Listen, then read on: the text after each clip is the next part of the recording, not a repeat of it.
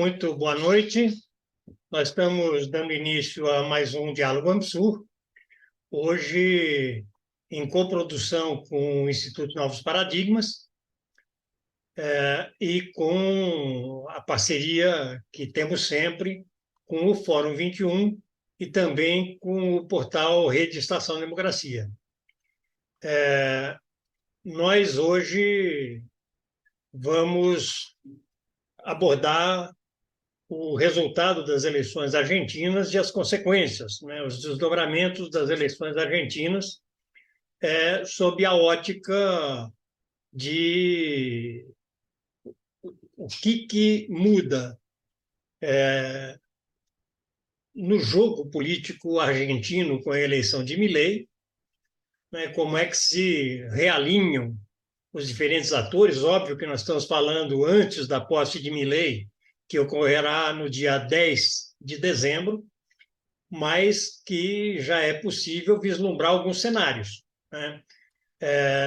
Todos sabemos o viés político, né, que se desenhou na Argentina com a ascendência, né, a assunção do governo por uma força de extrema direita, que durante a campanha enunciou uma série de vontades, mas vontades essas que precisam ter sustentação, né, no processo político interno, no processo político externo, mas também precisam ter correlação de forças, o que não é exatamente o que ocorreu na Argentina, né? A correlação de forças na Argentina, que sai desse processo eleitoral, não é uma correlação de forças que mostre uma liberdade grande demais para Javier Milei.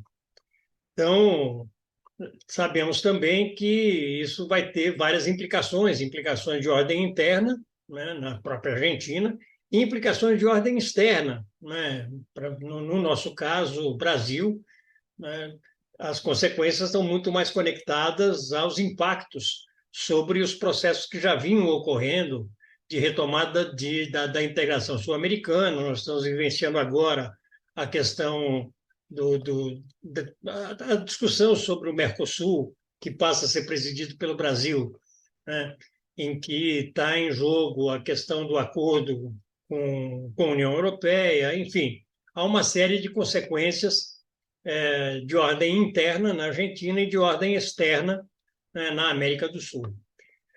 Para conversar conosco sobre esses dois aspectos, né, sobre esse grande tema, ao qual a gente deu o nome de Argentina e Milei, perspectivas internas e sul-americanas. Para conversar conosco estão presentes Rafael Bielsa, que é atual embaixador argentino no Chile e ex-ministro de Relações Exteriores durante o governo do presidente Néstor Kirchner, e também ex-deputado na, na República da Argentina, e também Tarso Genro, que é presidente do Instituto Novos Paradigmas, é ex-governador do Rio Grande do Sul e ex-ministro da Educação, também das Relações Institucionais e da Justiça. Eu vou, para passar a palavra aos nossos palestrantes, pedir antes que as pessoas que nos assistem pelo YouTube que se inscrevam em nosso canal, o canal Instituto Ansur, que deem seu like para que a gente amplifique a nossa penetração. Então, sem mais demoras, eu vou solicitar a palavra ao nosso grande convidado, Rafael Bielsa. Muchas gracias, Antonio. Muchas gracias a todos. Cuando falten 5 minutos, más o menos, para que yo deba cerrar mi boca, Antonio, hacémelo saber, porque Sí, a veces uno... no, algo como 20 minutos, 25 minutos, sin Bien, control rígido de tiempos. bien, bien.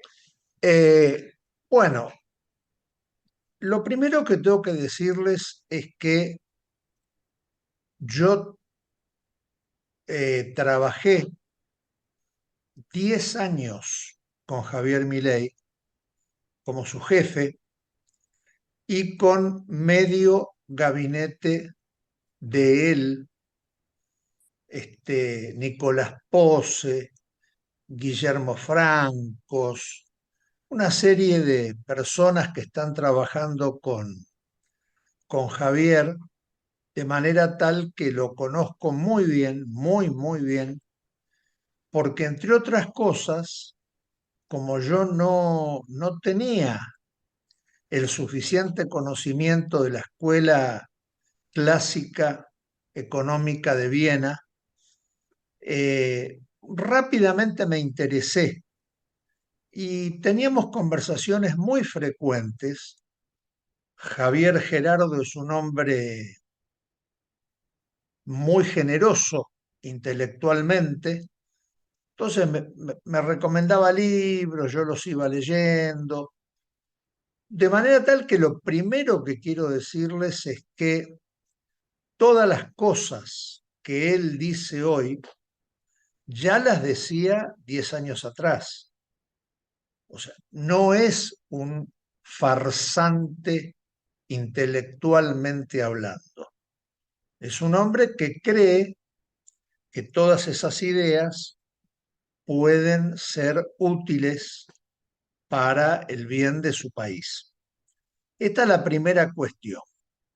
La segunda cuestión que también me gustaría manifestar a ustedes es que yo creo que es un hombre al cual le interesa la trascendencia.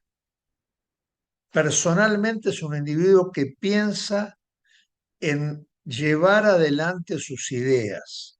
No es un hombre de la política. Más de una vez me dijo que él despreciaba la política, que era una actividad que le parecía ruinosa para la vida social, de modo que, bueno, no sé qué piensan quienes estamos compartiendo este espacio, pero en lo particular yo no creo que uno se enamore de la política a los 55 años.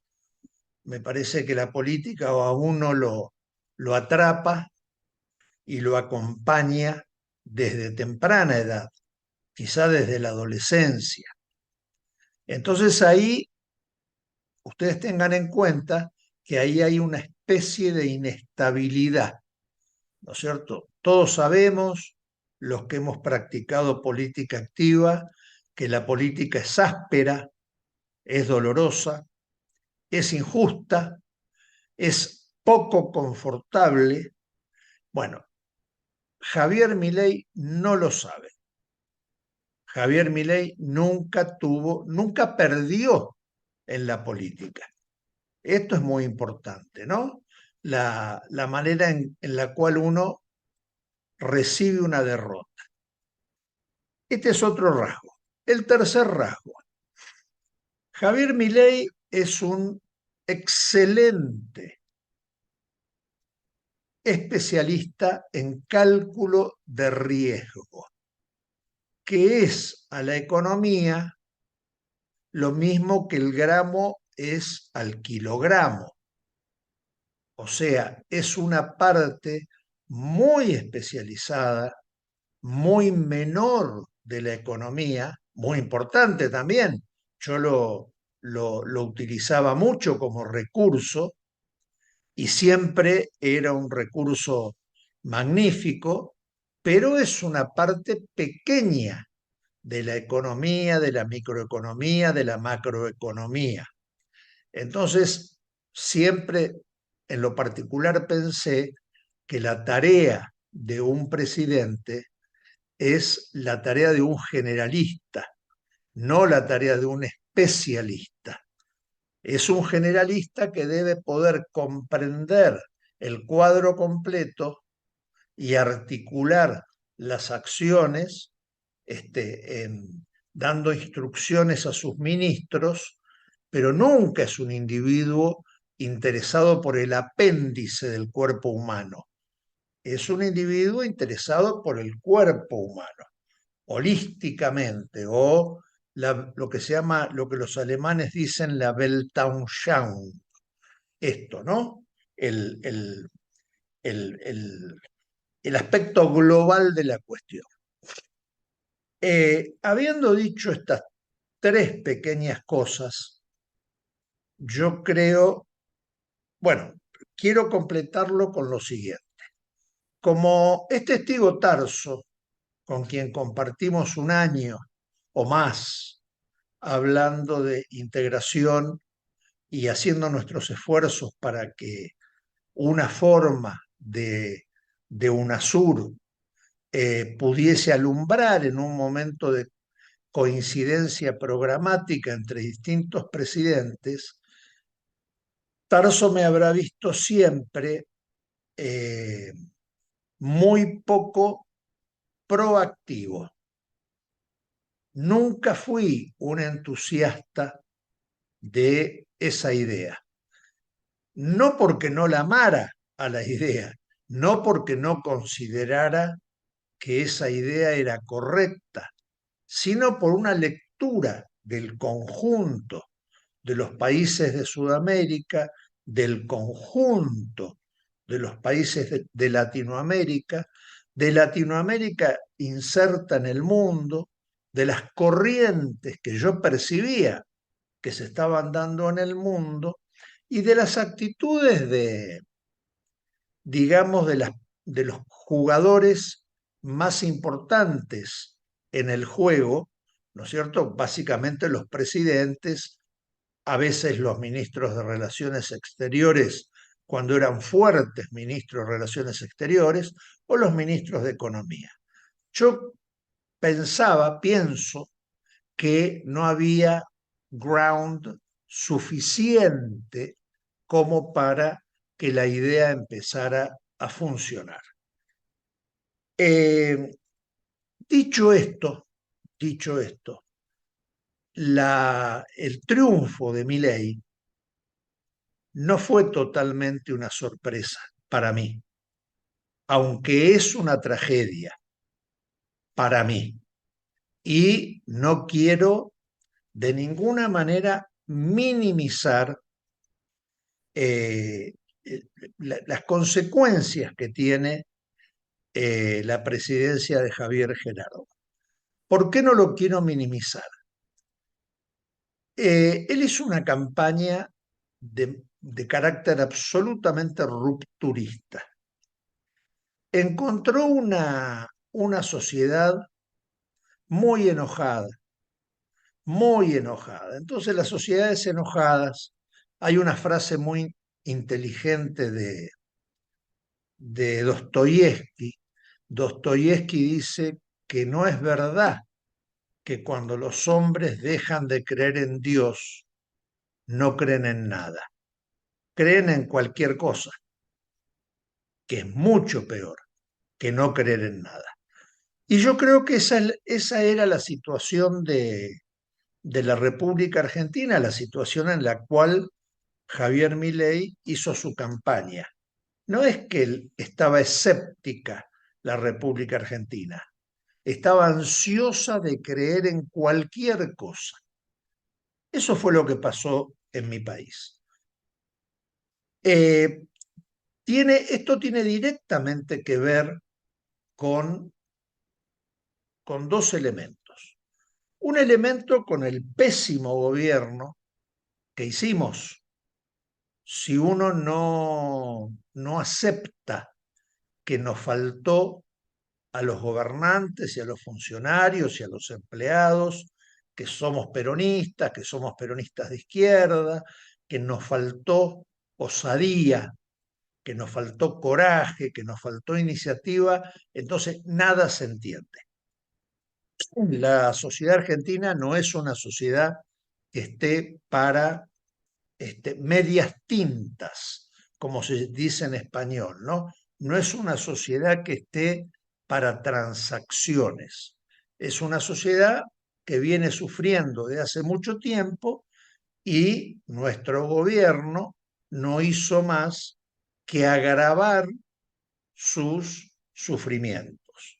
Entonces, esto es lo primero que hay que decir, después se puede analizar, es complejo, es verdad, hubo una pandemia, hubo una guerra que aumentó mucho el costo de la energía y el costo del shipping.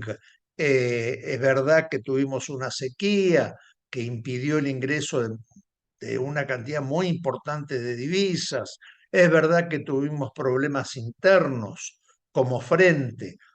Eso lo podemos analizar, pero hay que tener el coraje de decir, nuestro gobierno fue un mal gobierno, no fue un gobierno que nos permitiera pensar que íbamos a ganar. Nuestro candidato, a mi modo de ver, un excelente candidato tradicional, excelente, tradicional, era el ministro de Economía de una economía con el 140% de inflación anual y era el ministro de Economía de una economía del 40% de pobreza. Y el problema era sin expectativa, sin esperanza, sin la posibilidad de soñar. Dicen los sociólogos que peor que el hambre es la incertidumbre, porque el hambre en algún momento se sacía, en algún momento uno algo come. En cambio, la incertidumbre es tremenda. Es tremenda porque puede salir cualquier cosa. Me parece que eso fue un poco algo de lo que pasó. Es más complejo, ahora vamos a ir a eso. Pero quiero insistir en el hecho, Antonio, de que, de que es una tragedia que haya sucedido esto en Argentina. Una tragedia porque el problema no es cuando este gobierno termine. El problema es cómo va a dejar las cosas cuando se vaya. Construir un banco central lleva 50 años o 40 años. Construirlo, construir la autoridad monetaria. Una vez que ese banco sea roto, se rompe en un minuto ese banco, pero no se reconstruye en un minuto, se reconstruye en un largo proceso. Entonces, más que preocuparme en lo particular por, digamos, por el tiempo que va a durar la presidencia de Javier Gerardo, a mí me preocupa en qué condiciones va a dejar las instituciones. Esto me preocupa enormemente. Luego, no es que el Estado sea difícil de manejar, ¿no? No es una ciencia, no es como la microbiología.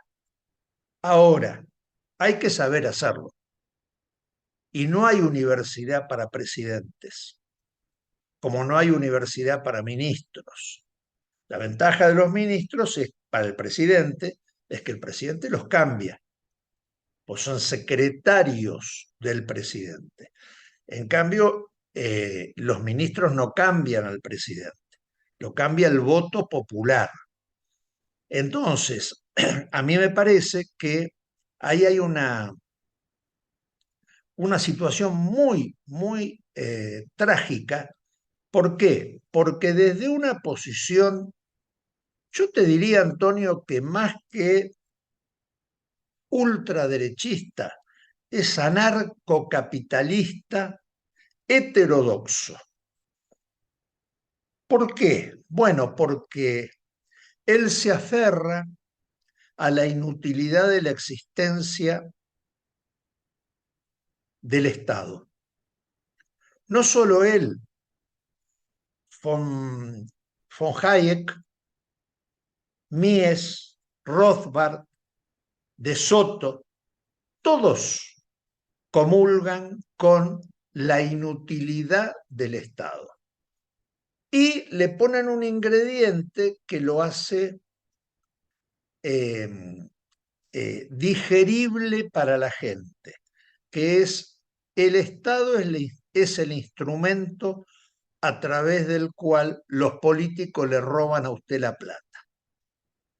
Entonces, es como la mayoría de las recetas de la derecha.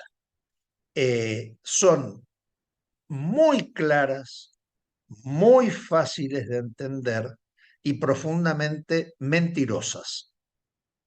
Mentirosas. Entonces, hay un proceso de estafa a la población que votó esas propuestas porque no es verdad eso.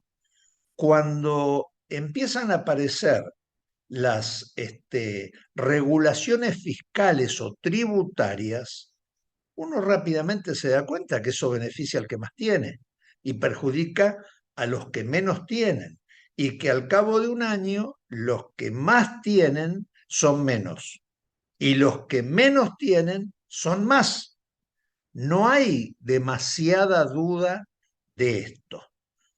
Uno también se da cuenta que resignar la soberanía tecnológica en manos de otros países es cometer un suicidio, porque no es lo mismo desarrollar un satélite que comprarlo hecho. No es lo mismo lanzar un satélite que lanzarlo desde un lugar donde haya un vector misilístico. Entonces, por dar un ejemplo, les podría decir 100 ejemplos. Entonces, con la historia del equilibrio fiscal, que no es una tontería, quiero decir en lo particular, yo soy un ferviente defensor de que haya un equilibrio, superávit fiscal. No muy grande, porque tampoco el Estado es una sociedad anónima que tiene que distribuir dividendos, pero sí que haya una cierta salud fiscal, porque eso evita el endeudamiento, y el endeudamiento por lo general se hace con organismos multilaterales que fueron creados como prestatarios de última instancia para países necesitados, y hoy son acreedores de primera instancia, que imponen programas económicos, que imponen todo tipo de consejo no apropiado para las economías de nuestros países. Entonces, lo que yo digo es, cuando, como hablé tantos años con el presidente electo, y sé tan bien como él piensa, yo creo que son ideas trágicas, trágicas. ¿Por qué? Porque no hay una compensación a dolarizar la economía. Porque si uno estuviera hablando con alguien que no tuviese el grado de fundamentalismo que tienen los anarcocapitalistas y miniarquistas, los que conciben el Estado como una cosa muy pequeña, si eso no existiera, bueno, uno podría compensar, ¿verdad? Entonces tomo esta medida, pero compenso sus efectos con esta otra medida. No hay modo de compensar. Son ideas absolutamente intangibles.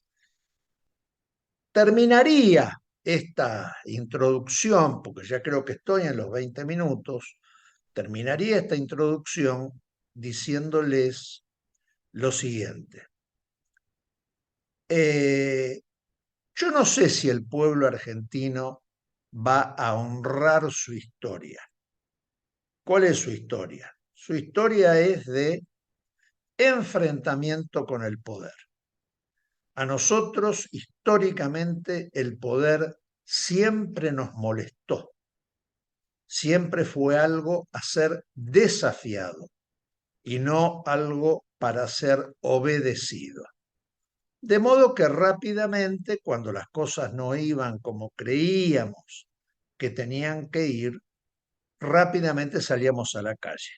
Sobre todo el peronismo.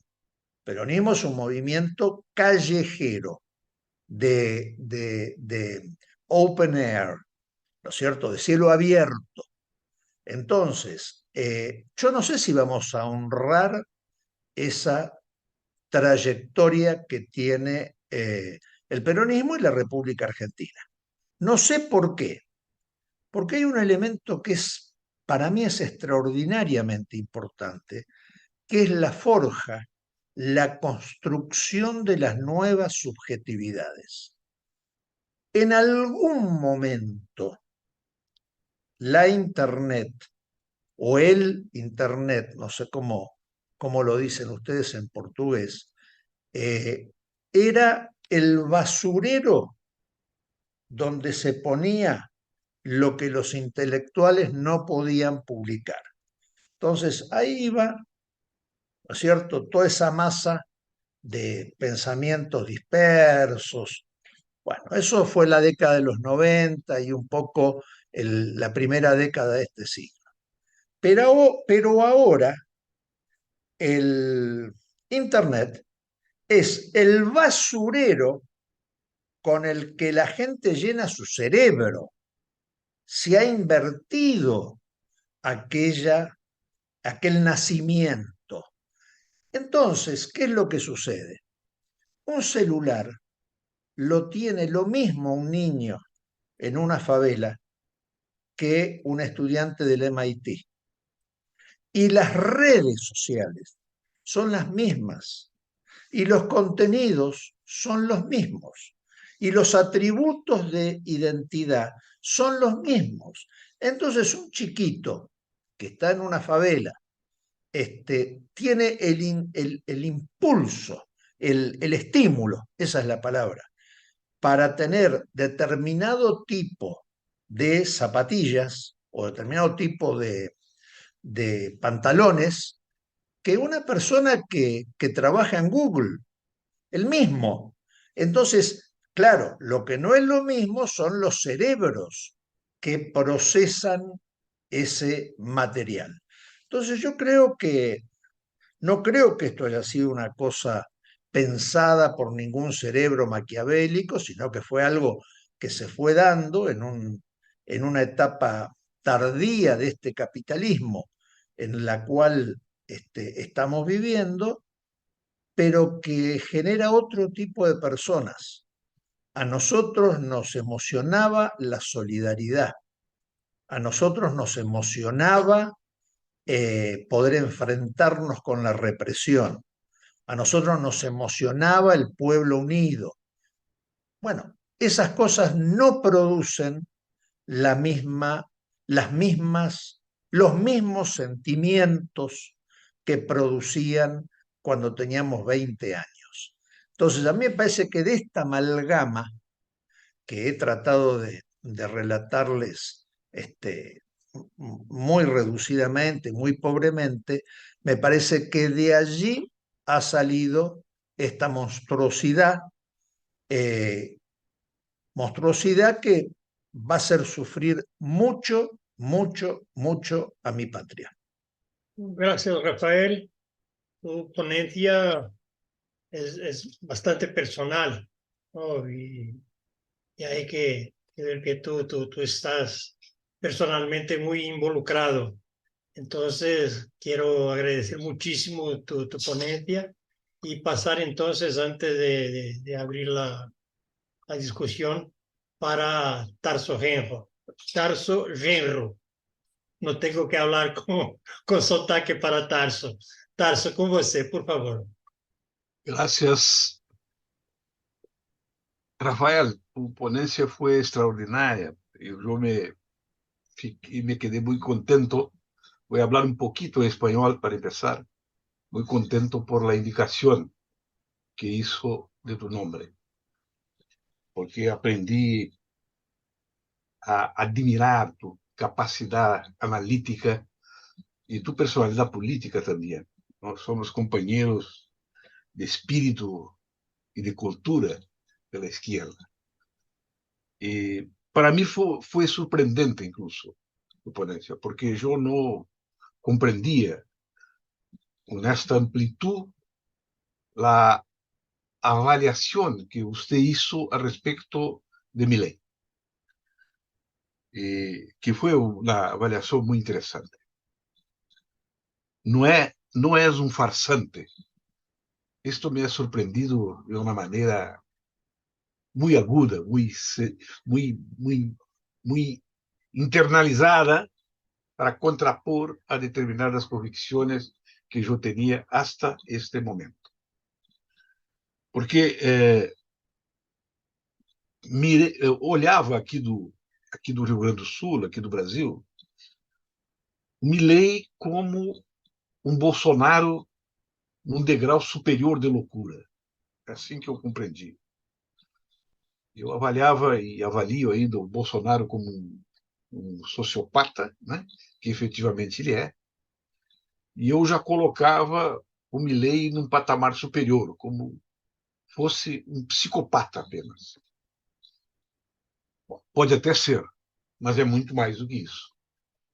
Muito mais do que isso, porque se é dotado realmente de uma psicopatia, essa psicopatia aguçou a sua capacidade de entendimento das grandes disputas políticas que se processam e vão se processar por muito tempo dentro da República Argentina, que você, ao final da tua locução, colocou de maneira muito correta. Eu vou partir dela para fazer algumas observações. Como compreendo esse fenômeno de uma maneira mais geral, né? E que possa abranger um pouco aqui o nosso país também e outros países que têm condições semelhantes hoje de envolvimento na luta política global, em defesa da democracia e contra o extremismo de direita. A primeira observação que eu quero fazer é que ocorre um fenômeno novo na distribuição do sistema de alianças dentro dos processos políticos que ou a estabilidade, né, dos processos democráticos modernos. É que até pouco tempo, pode-se dizer até agora, como presente histórico, o sistema de alianças que se desenvolvia colocava a extrema-direita como um apêndice da direita conservadora e da direita tradicional. A extrema-direita era usada em determinados momentos de conflito, inclusive a partir da organização de grupos paramilitares para enfrentamentos diretos com a esquerda insurgente. E no terreno da política, a extrema-direita sempre era um resíduo eleitoral, né? Que em determinados momentos era chamada a servir à direita conservadora tradicional ou à centro-direita articulada, né, com a direita mais conservadora, mais tradicional. Agora esse processo mudou. Me parece que mudou. E é uma mudança significativa. A extrema-direita organizou um sistema de comunicação, um sistema de informação, um sistema de dominação psíquico-mental de vastas esferas da sociedade, não só da sociedade argentina como brasileira, mas da sociedade mundial, que permite que haja uma mudança no sistema de atrações, que forma atrações políticas que formam a hegemonia dentro de um sistema de poder que se apresenta para assumir o Estado. Essa mudança, essa movimentação que o ex-presidente Macri fez em direção ao Milei simboliza isso muito bem. A extrema-direita, através do Milei, através desta personalidade política original, né, e também profundamente manipulatória, né, do pensamento político moderno, pensamento econômico, inclusive, né, radical, que vem da escola austríaca, foi hegemônica sobre a direita tradicional. Então, forma um novo sistema de aliança. Veja que o nosso Milei local, o nosso Bolsonaro que presidiu o Brasil, ele quase ganhou a eleição do presidente Lula. Toda a direita tradicional, inclusive todos aqueles setores da direita popular, né, que sofreram um engendramento ideológico novo para canalizar a sua vontade de insurreição contra o poder, foram destinados a apoiar o Bolsonaro. Para nós foi uma surpresa, inclusive, a diferença, quase perdemos a eleição. Essa eleição se decidiu nos últimos 15 dias, com algumas modificações que se fizeram na linha de campanha do presidente Lula. Então, eu acho que essa observação é uma observação importante, na minha opinião, esta conclusão. A hegemonia entre a direita conservadora, portanto, a direita tradicional, a direita, né, autoritária, mas dentro dos quadros democráticos, foi instaurada agora a partir da extrema-direita, né? Uma vocação clara de autoritarismo, inclusive implícita sempre, de acabar com a democracia. E isso foi sedutor para as amplas massas populares que estão exaustas, que estão cansadas da democracia liberal. Aqui parto para a segunda observação. Existe um cansaço democrático global, cansaço democrático que permeia todas as grandes democracias do mundo, né? Não preciso falar, evidentemente, Gana, onde o presidente da República, né, tentou dar um golpe e está solto, né? Chamou a invasão do parlamento e está solto. E pode concorrer e, quem sabe, será o próximo presidente dos Estados Unidos, né? Que, em nome daquela visão dos pais fundadores, tentou sempre manipular a sua história, transferindo aquela visão dos pais fundadores para se transformar, né, transferindo ideologicamente para se transformar numa polícia do mundo. Então, esse cansaço democrático, eu me pergunto, ele é reversível? Eu sou pessimista. Eu acho que a curto e a médio prazo ele não é reversível.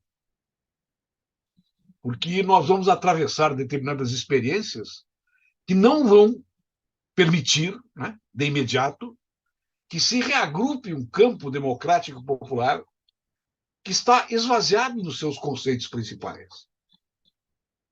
Quais eram os conceitos principais originários da grande mudança social-democrata que o capitalismo atravessou, né, nos países europeus desenvolvidos e também penetrou, em certa parte, na política americana, com o presidente Joe Biden, que não está conseguindo levar a termo nenhum de seus projetos principais.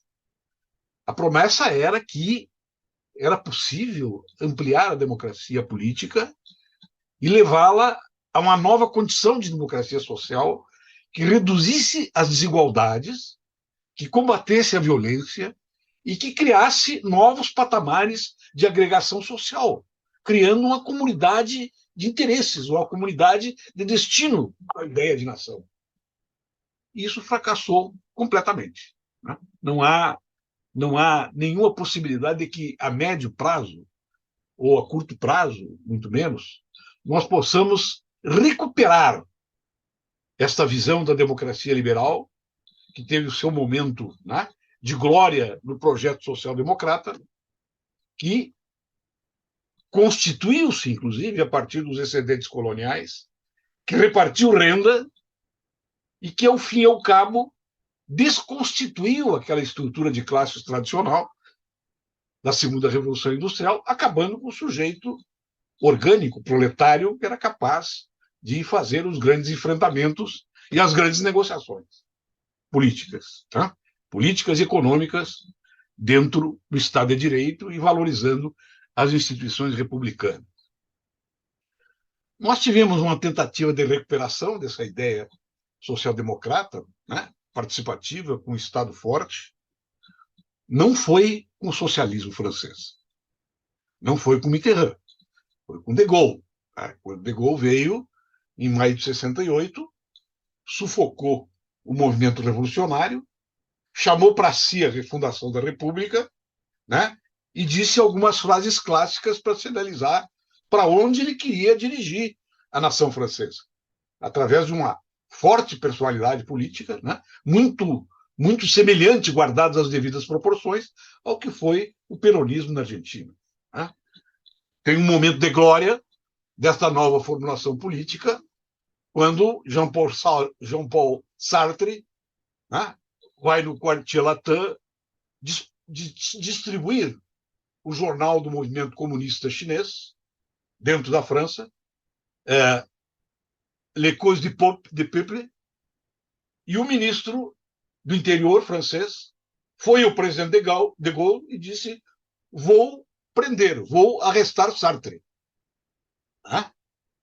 E o presidente de Gaulle disse o seguinte: não se prende Voltaire. Com isso, ele sinalizava que estava se remontando um Estado forte que procurava refundar a política francesa dentro da ordem, né, da Revolução Francesa, sem permitir, evidentemente, a virada da mesa. A partir daí, com a chegada do Mitterrand, né, ao Estado, e com as tentativas de nacionalização que ele fez, né, e de recuperação desse Estado forte nos moldes da social-democracia da Segunda Revolução Industrial, faliram completamente. E ele acabou se entregando, né, para as privatizações, para o autoritarismo mais centrado na questão da república do que na questão da democracia social. Então, esta segunda constatação de que tem um cansaço democrático e uma ausência de resposta da esquerda, de como tratar as coisas concretas, ela é vista não somente em escala universal, como também nos casos singulares concretos, onde os partidos políticos ainda têm uma tradição de intervenção organizada. Um microexemplo aqui na minha cidade, Porto Alegre. O Lula ganhou a eleição no segundo turno aqui em Porto Alegre, com um conjunto de forças políticas que vão muito além do PT, porque aqui ocorreu um movimento bolsonarista muito forte, que permanece ainda muito forte, mas o Lula ganhou, porque ele recuperou aquela ideia de esperança e aquela ideia de solidariedade que vinha por dentro, né, principalmente o seu segundo governo, que teve um forte acolhimento popular, pelo seu caráter distributivo, pelo seu caráter democrático, mas, sobretudo, pela personalidade abrangente do presidente Lula, a sua capacidade de sedução, que, inclusive, sufocou a capacidade dirigente do Partido dos Trabalhadores. Então, não vejo, pelo menos a curto prazo ou a médio prazo, qualquer possibilidade de recuperação do projeto democrático moderno, né, para vencer o cansaço da democracia. Por que não ocorreu um golpe de Estado aqui no Brasil? A classe trabalhadora brasileira, como dizia o nosso companheiro Olívio Dutra, que é ex-governador do Estado, e grande emérito companheiro do partido aqui no Sul, a classe trabalhadora brasileira não tugiu nem mugiu, não reclamou e nem se amuou com a reforma trabalhista. A reforma trabalhista, feita no governo Bolsonaro, passou de maneira absolutamente tranquila, sem nenhum tipo de rebelião popular que pode ter na Argentina, com as reformas que eventualmente o Milei vai fazer, mas aqui não ocorreu. Porque o sujeito proletário, o sujeito trabalhador, o sujeito sindical orgânico, ele não estava nem preparado ideologicamente para compreender o que estava acontecendo e nem organizado de maneira autônoma suficiente, né, fora do Estado brasileiro. Todo ele, suas lideranças mais importantes, tanto do PT como do movimento sindical, foram chamados para dentro dele, para dentro do Estado. Então, quando o Bolsonaro ocupa o Estado, né, com a sua trupe de milicianos, com a sua trupe de bandidos, e com seus quadros políticos, né, hoje mais treinados pela religião do que propriamente treinados e organizados pelos partidos políticos, o Estado recua, a força do aparato estatal recua, se torna conservadora, mas não é destruída. Não é destruída. E não é destruída, sobretudo, pela resistência de um organismo, de uma instituição do Estado chamada Supremo Tribunal Federal. Não foi nem o parlamento, não foi o executivo, não foi o movimento operário, não foi o PT, não foram as direções do movimento social e do movimento de massas. Quem bloqueou, né? Quem enfrentou, na verdade, a tentativa golpista foi o Supremo Tribunal Federal. Se fosse por causa do PT, se fosse por causa do próprio presidente Lula, se fosse por causa do parlamento, o golpe teria ocorrido. Porque o PT sequer teve coragem de chamar a mobilização de massas para defender o Estado de Direito a partir da posse do presidente Lula, enquanto que o golpe estava em andamento de maneira total, a ponto de eu, que não estava no Estado brasileiro, nem tenho muitas ligações com os militares, ser informado concretamente por militares que o golpe estava em andamento, que era para mim avisar o presidente Lula. E eu avisei e não teve efeito nenhum. Né? Então, existe um cansaço do projeto democrático moderno, mas, de outra parte, há um reforço da institucionalidade tradicional, né? Representada, no caso concreto, pelo Supremo Tribunal Federal e representado pelo Congresso Nacional. Qual é a consequência desse processo? Que pode ocorrer também na Argentina, se tiver uma resistência estatal, uma resistência do Estado ao tipo de governo que o Milei pode fazer. A consequência é que essas instituições se tornem mais poderosas e mais substitutivas ainda do movimento social e da defesa da democracia política a partir das bases populares, que não estão preocupadas efetivamente com a democracia. Elas querem serviços, elas querem apoio do Estado, elas querem um bom salário e querem, sobretudo, que o Estado não lhe atrapalhe. Que o Estado não lhe atrapalhe. Que lhe permita se movimentar na sociedade de maneira livre, né? Não só quanto à velocidade das estradas, mas também quanto ao intrincado sistema fiscal que asfixia predominantemente as classes médias, as classes trabalhadoras de alta renda e as pequenas, micro e médias empresas, que são as maiores criadoras de emprego. Esta, portanto, o segundo elemento que eu queria destacar da realidade. Tem mais dois que eu vou destacar rapidamente e que certamente também provavelmente vai ser enfrentada na Argentina.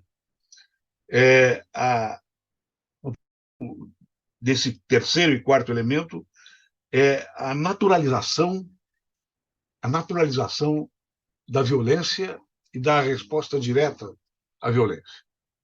Essa naturalização da violência ela vem sendo feita de maneira sistemática desde o fim do governo da presidenta Dilma, que cometeu, evidentemente, muitos erros políticos e mostrou muita incapacidade de gestão estatal, né? Mas que era uma presidente democrata e que tinha uma história, né, de muita respeitabilidade no meio da esquerda. E essa naturalização da violência foi respondida pelo Bolsonaro de uma maneira genial, que pode acontecer aí na Argentina também. É o apelo ao armamento geral do povo, uma tese leninista, como nós sabemos, o armamento geral do povo. Né? O armamento geral do povo para substituir a polícia tradicional do czarismo. Né? Então, o apelo ao armamento geral do povo, de uma parte, e um projeto de segurança pública que vincula o milicianismo organizado com o assassinato seletivo de lideranças que disputam com o crime organizado em determinadas regiões que não interessam, né, a sua permanência pelo status quo da criminalidade que está infiltrada no Estado e que controla esses grupos de maneira organizada. Portanto, essa naturalização da violência ela pode cobrar, né, da parte que nós representamos, da parte da esquerda, uma visão nova a ser apresentada de segurança pública, que me parece que o campo da esquerda não está apto, não está adequadamente, né, municiado, né, para apresentar um projeto alternativo dessa natureza, que tem que ser um projeto que combine defesa dos direitos humanos com a capacidade policial de enfrentar a criminalidade organizada. Não existe mais criminalidade paroquial. Toda ela vem da globalização, legal e ilegal, vem do sistema de controle da biodiversidade, vem da exploração da natureza, que, em última instância, não se reproduz somente mais na paróquia, no território, mas é uma criminalidade toda imbricada dentro do sistema internacional de poder. Eu tenho dito nos debates que eu tenho feito sobre segurança pública que não há nenhum crime importante que não seja um crime paroquial, local e também um crime originário desse processo global de naturalização da violência. E aí você traz também um outro elemento, um elemento novo, que milita contra nós, que é a naturalização da guerra, não só da violência civil, da violência dentro das relações comunais, inclusive, mas a violência da guerra, que é exposta todos os dias pelos grandes meios de comunicação e que começaram, né, sob uma crítica muito grande do sistema de comunicações, mas que rapidamente está transitando para a naturalização. Quer dizer, a morte de 100 crianças, no começo era uma tragédia, hoje a morte de 200 não é mais nenhuma tragédia, sofre apenas uma crítica pontual, né? E certamente uma crítica muito bem estudada do ponto de vista comunicacional das forças da reação política que controlam essa guerra, as quais vivem do keynesianismo militar, né? Se municiam financeiramente do keynesianismo militar. Esta mudança da hegemonia e o cansaço democrático nos desafia. O principal desafio que nós temos em comum na Argentina e no Brasil. Eu tenho observado algumas manifestações que vêm de companheiros da Argentina, tenho lido algumas notícias que vêm também da Argentina, me parece que está se preparando uma reação, mas não se sabe bem, né, quem comandará essa reação. Quem vai hegemonizar essa reação e o que vai apresentar para essa sociedade cansada. Uma sociedade cansada, nós sabemos que ela está disposta a seguir, né? Se um aventureiro talentoso lhe faz uma proposta que cala com a sua consciência decomposta naquele momento, ele é capaz de seguir, né? Então, temos muita esperança na Argentina e temos muita esperança na nossa capacidade de elaboração. Mas nada acontecerá a nosso favor, na minha opinião, a curto e a médio prazo. Por aqui fico. Muito obrigado, Tarso. Realmente duas análises importantíssimas. Eu quero abrir para as pessoas que estão presentes aqui na sala para pequenas intervenções ou para perguntas. Enquanto as pessoas se inscrevem, eu rapidamente queria levantar alguns questionamentos. Depois o Rafael provavelmente vai reagir à fala do Tarso, né? Muito provavelmente, mas eu já queria acrescentar, antes de abrir para as duas falas finais, algumas perguntas. Eu pergunto se, tudo bem, é especulação, qualquer coisa será especulação, mas sobre cenários futuros, ou seja, o que pode vir, né, do ponto de vista interno na Argentina, no que diz respeito ao necessário realinhamento que todas as forças políticas vão enfrentar, né? O Milei vai precisar de um realinhamento de várias coisas, porque ele não dispõe hoje de correlação de força suficiente para levar avante muitas das suas propostas, das suas pretensões, né? O peronismo vai precisar provocar realinhamentos, né, no sentido de criar resistências a tudo aquilo que vai ocorrer. Os movimentos sociais que devem sofrer na pele em torno de algumas reformas que devem ser tentadas ou intentadas, como é que eles se realinham, né, e como é que eles podem se posicionar, enfim, qual é a tendência de realinhamento dos grandes atores políticos e sociais dentro da Argentina.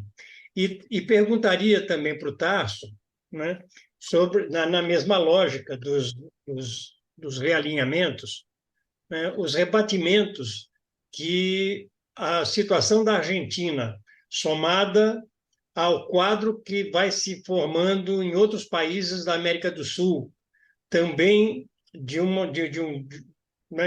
movimento à direita, né, em outros países da América do Sul, como é que isso se rebate na necessária retomada da integração sul-americana, né, tanto em torno da Unasul quanto em torno do Mercosul, né? Como é que isso pode rebater? Minhas perguntas são especulativas, né? Eu acho que realmente a história não vai obrigatoriamente ocorrer como a gente pensa que ela vai ocorrer, mas eu gostaria de entender um pouco, né, como é que vocês especulam sobre essas diferentes possibilidades.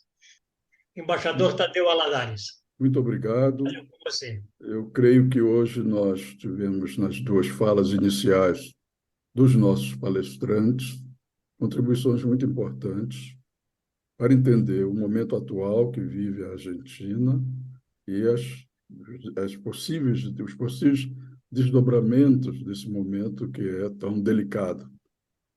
A fala do companheiro Tarso Genro, eu não ainda teve vamos dizer assim, um agregado de colocar também a situação brasileira, né? A visão de Tarso Genro, nós todos aqui no grupo a conhecemos, alguns com grande profundidade, outros, como no meu caso, com menos profundidade, mas ainda assim a conheço. E por isso mesmo eu vou cumprimentar, agradecer ao Tarso a exposição é muito brilhante, muito completa que ele fez, mas vou concentrar o meu comentário na fala do embaixador Bielsa. Eu creio que a contribuição de sua fala, embaixador, é enorme, porque o senhor nos trouxe elementos de informação muito preciosos para que nós entendamos, se não a Argentina, pelo menos a personalidade do presidente eleito, que em breve tomará posse. Foi o seu testemunho, a meu ver, foi um testemunho muito importante sobre Javier Milei como personalidade, né? E eu acho que tudo que o senhor nos disse sobre ele, precioso, preciosa informação. E eu creio que do que o senhor nos diz, e da sua fala, e de certos momentos, o senhor falou várias vezes o substantivo tragédia e o adjetivo trágico. E eu creio que tanto a tragédia como o adjetivo trágico estão bem aplicados, porque me parece que o senhor nos deu indicações que nos permitem ver Javier Milei como um ser dotado de uma autenticidade trágica. Ele é autêntico, mas ele é trágico. E a tragédia, mesmo nós, pelo menos eu, que não sou um teórico da literatura, sou um mero leitor e muito espaçadamente, mas todos sabemos que a essência da tragédia, além de iluminar a alma grega e de servir para a educação dos que compareciam aos ciclos de teatro grego, ela era uma forma de mostrar que, na tragédia, todos sabem o seu lugar e ninguém consegue escapar ao lugar que lhe está adscrito pelo autor. E o autor da tragédia argentina, certamente, é o povo argentino, como grande ator, e os segmentos e os estratos, as classes, os grupos, os setores do povo argentino, que, evidentemente, que por pertencerem a uma sociedade antagônica, eles são envolvidos num conflito permanente, que é a história do povo argentino como história de conflito, a história do peronismo como história de conflito interno e, sobretudo, aquilo que o senhor tanto valorizou, muito justificadamente, de quase que uma reação, entre aspas, espontânea, de crítica dos sistemas de opressão pelos quais passou a Argentina desde o começo do peronismo, pelo menos. Dito isso, eu acho que o senhor mostrou também que a base do pensar de Javier Milei, eu não sei bem se é a base do pensar ou a base do antipensar de Javier Milei, é a escola austríaca, né? Você citou vários nomes que nós mesmo, os não economistas, conhecemos. E o senhor marcou também que, dentro dessa visão, ele, Milei, é uma espécie de economista hiperespecializado. O senhor falou do corpo e do apêndice. Ora, esse economista hiper especializado conseguiu, logrou uma bem-sucedida estafa eleitoral. O senhor marcou essa categoria, estafa eleitoral. O que fica, então, como interrogação, e na sua fala também, é qual o custo dessa estafa eleitoral quando os eleitores dela se derem conta em massa. Eu acho que isso aí é um pouco a sua visão. Agora, o que aconteceu se deve a quê? O senhor também não se furtou a levantar essa questão e a respondê-la. Isso, para mim, pela sua fala, tal como eu a entendi, o que aconteceu se deve ao esgotamento da cultura de conflito por meio da qual se construiu o povo argentino, no sentido o povo popular, porque nós sabemos que na categoria povo, na sua ambiguidade e na sua essencialidade, existe sempre, como parte da categoria povo, o antipovo. Mas o que é importante é que, na verdade, a explicação que o senhor nos propôs, a meu ver, é de que isso aconteceu, essa estafa, que essa tragédia, esse homem que encarna uma autenticidade trágica, isso se deveu ao esgotamento da cultura de conflito. Mas o senhor foi além. O senhor nos perguntou e explicou. Como é que se explica esse esgotamento de um tipo de cultura e a sua substituição por outro tipo de cultura? E foi aí quando o senhor, então, enfatizou algo complexo, algo muito conflitivo também, como própria categoria. O senhor falou, isso se deve porque ocorreu uma mudança histórica de subjetividade. E essa mudança é que, então, essa mudança em que a subjetividade se tornou outra, inteiramente outra, e no limite oposta à, perdão, à subjetividade anterior, que não era uma subjetividade individualista, que era uma subjetividade grupal, de grupo, de estamento, de classe, de movimento social. Essa nova subjetividade, ela fornece algo muito interessante. Ela fornece ela favorece e fornece e alimenta o ilusionismo político dos anarcocapitalistas. Mas, ao fazer isso, ao favorecer esse ilusionismo político, ela permite também que se expresse uma outra subjetividade complementar, que é a subjetividade dos não organizados, dos atomizados, e essa subjetividade dos não organizados, dos atomizados, ela vive da ilusão maior de que ela pode exercer a cidadania pelo consumo ao estilo do século XXI. Então, essa oferta, que é uma oferta em que se encontram duas subjetividades, ela permite operações muito sedutoras, né? E o senhor nos diz, essa subjetividade é característica do capitalismo tardio. O capitalismo tardio gerou outro tipo de pessoas. Agora, dado esse quadro,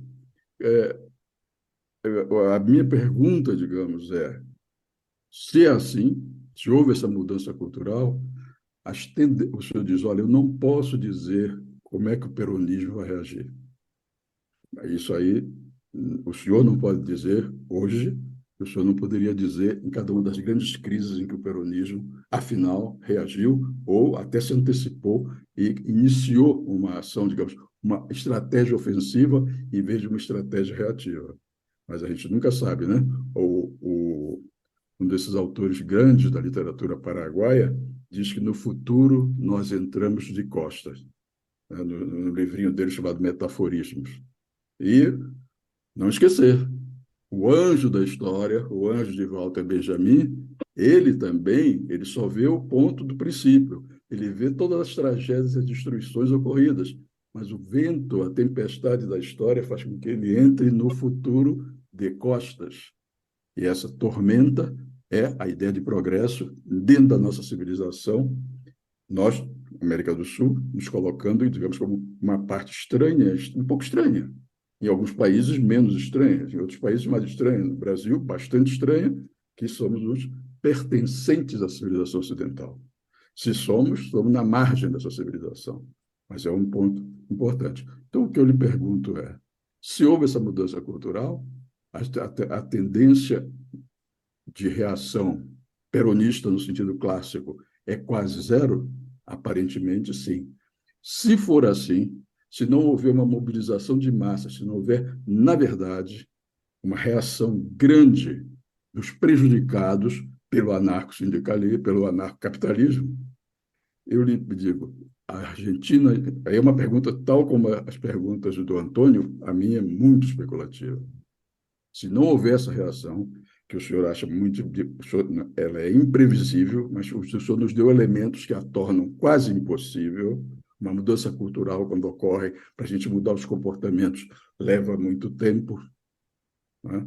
Então, eu lhe pergunto, se isso não acontecer, aí é a minha pergunta especulativa, será que a Argentina está ameaçada de, em vez de se recuperar daqui, sei lá, 4, 8 anos, ela, na verdade, ela está ameaçada de haver entrado com a eleição de Javier Milei no novo ciclo histórico, que é um ciclo que tende muito mais à anomia e à destruição do acumulado pela história argentina em termos de avanços sociais, políticos, tecnológicos, científicos, entre aspas, iluministas, e isso ser substituído por algo que se aproximará provavelmente, em muito, do conceito clássico de anomia. Essa é a minha pergunta e lhe agradeço imensamente. Aprendi muito com o senhor hoje. Muito obrigado. Ricardo Gutermann. Ricardo, com você, por favor. Eu vou ser breve. As intervenções, tanto do Rafael quanto do Tasso, foram tão interessantes e tão ricas que eu vou apenas pedir para que aprofundem um pouco mais. No caso do Rafael, ele descreveu muito bem o Milei sob o ponto de vista da sua inserção econômica, de como foi sua trajetória econômica, e, a partir daí, deu indicações de como pode continuar. Agora, eu queria perguntar um pouco, e claro que isso também é um pouco muito prospectivo, a visão que ele tem politicamente do Milei. Como é que é o alinhamento do Milei? Claro que, como ele mesmo falou, como não tem uma trajetória política anterior, é muito mais difícil. Mas, no campo da extrema-direita, como ele se situa?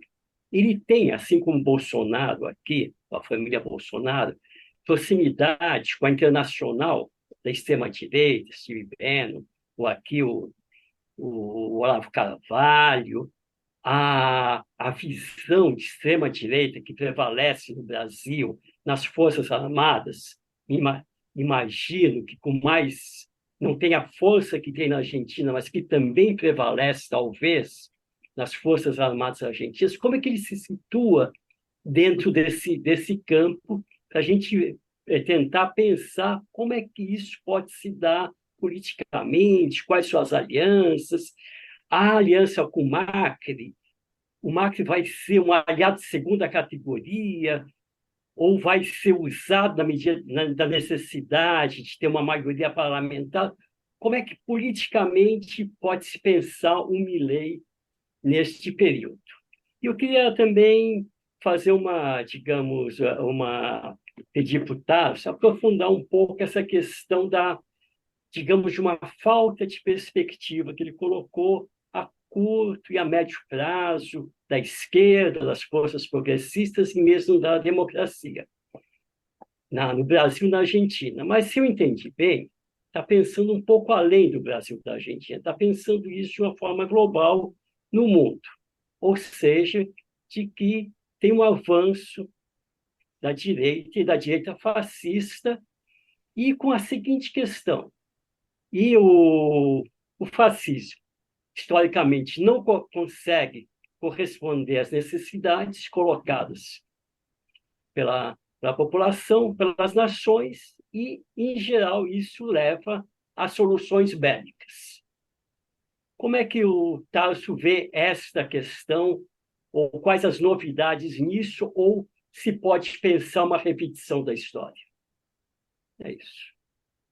Bom, pessoal, o Rafael Bielsa deixou uma mensagem aqui, né, de que ele não esperava uma atividade de duração muito grande, ele aguardava alguma coisa em torno de uma hora e pouquinho.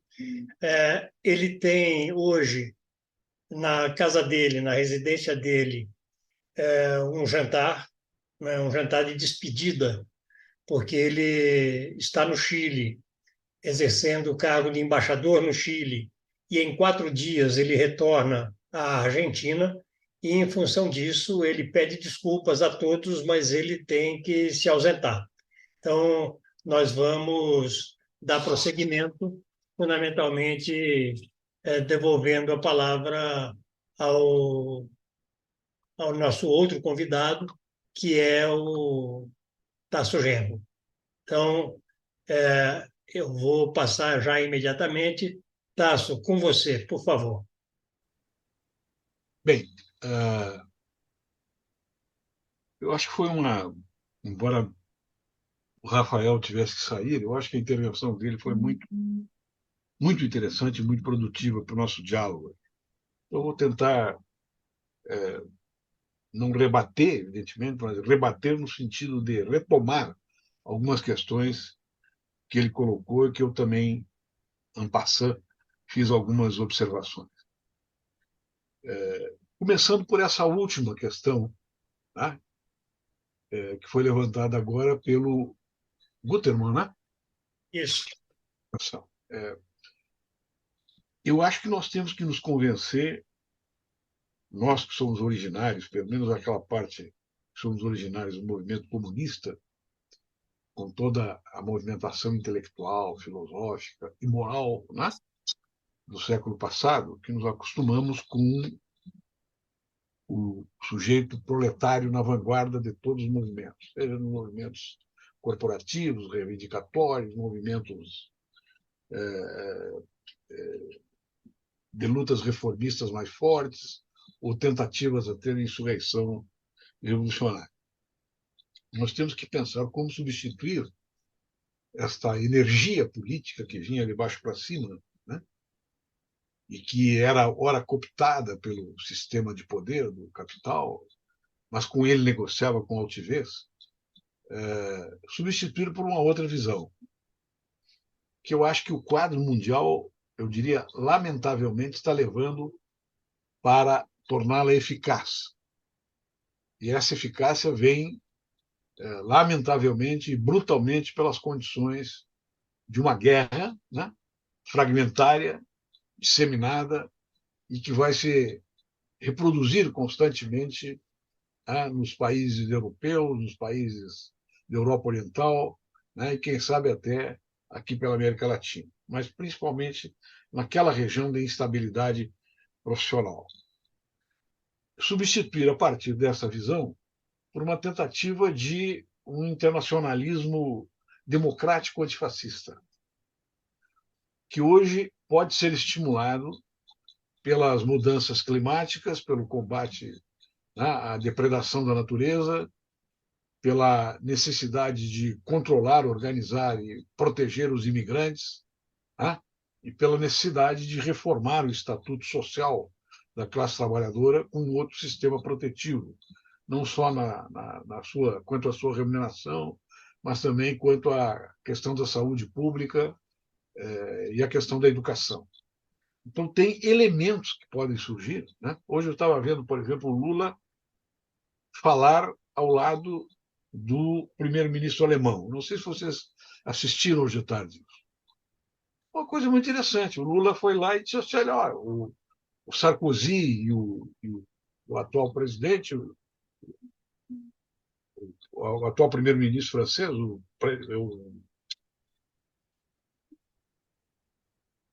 me escapou o nome dele. O atual presidente francês e o Sarkozy eram contra o Mercosul, mas eu estou aqui com o primeiro-ministro alemão que diz que tem uma posição diferente da França. Macron. Pronto. Com quem eu já estive, inclusive, em outra oportunidade. O presidente Macron, ele é um trânsfuga socialismo francês. Daquele socialismo francês que foi se encaminhando para o projeto neoliberal e que se afastou, né, dos predicamentos daquela visão social-democrata do Partido Socialista Francês e se chocou com uma realidade completamente diferente do que ele esperava. E que hoje desenvolve uma política protecionista em relação, né, à necessidade de introduzir mais relações econômicas no mundo.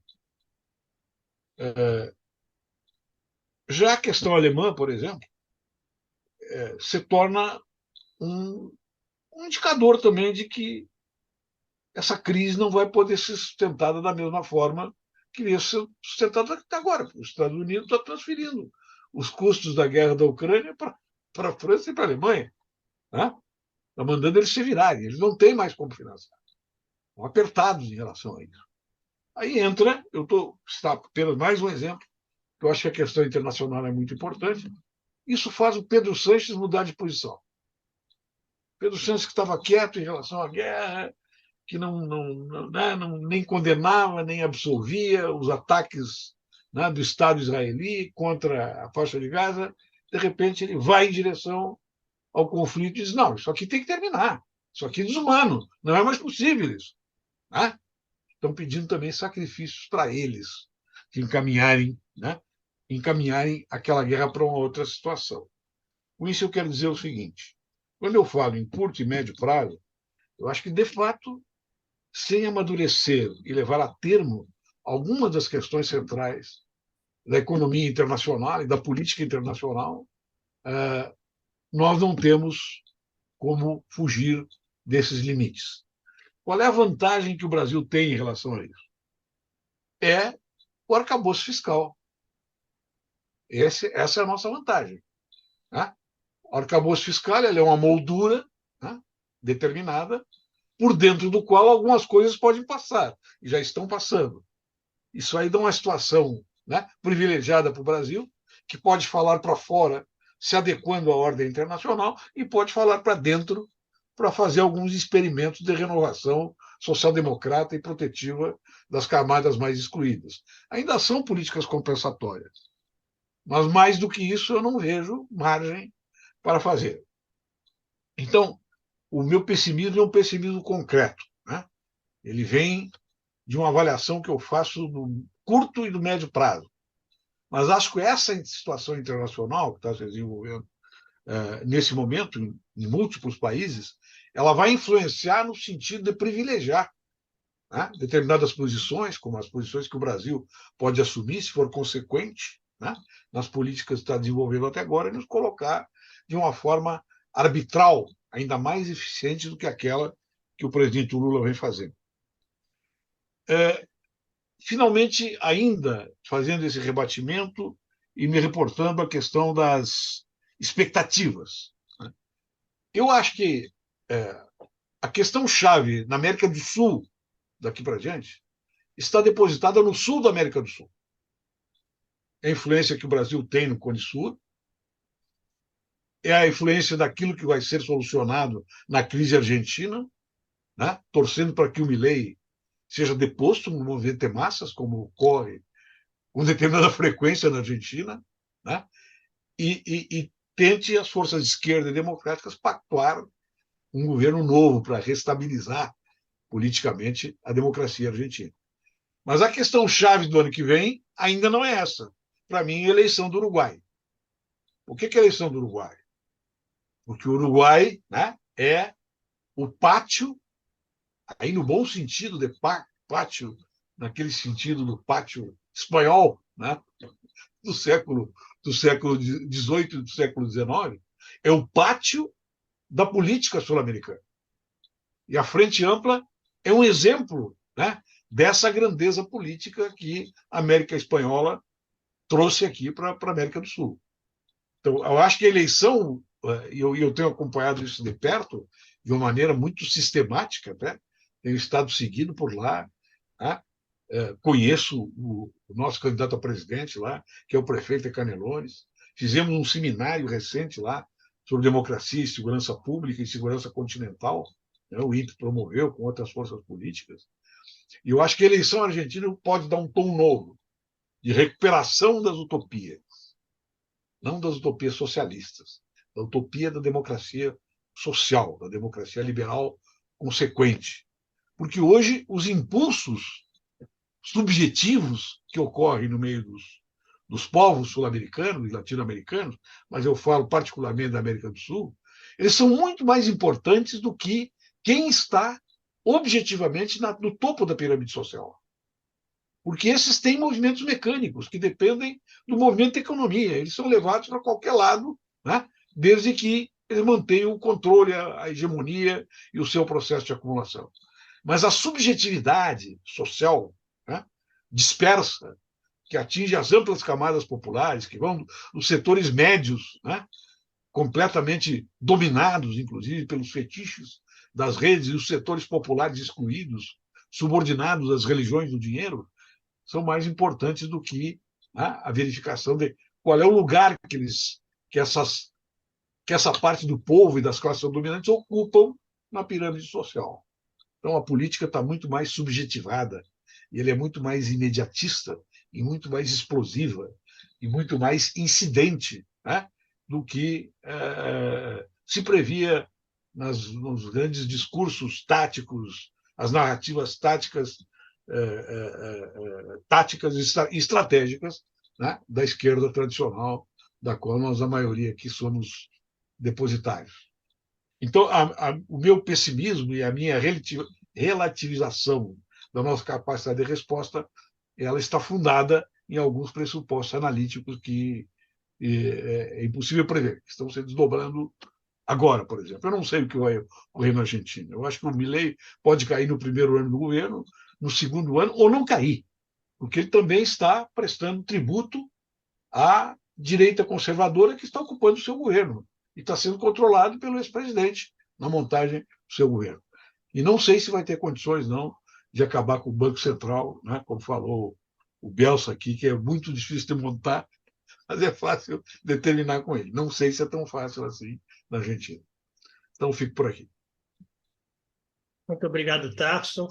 Hoje a gente não teve uma discussão acadêmica, muito pelo contrário, uma discussão com dois atores políticos com história, né, com história da Argentina, história brasileira, história sul-americana. Quero agradecer muito às pessoas que estiveram aqui durante o nosso debate, quero agradecer muito às pessoas que nos assistiram e, particularmente, quero agradecer muito ao Tasso e ao Rafael Bielsa, ao embaixador Rafael Bielsa, que nos brindaram hoje com uma análise importantíssima do quadro que está se formando na Argentina e na América do Sul. E quero desejar a todos e a todas uma boa noite, um final de noite realmente bom.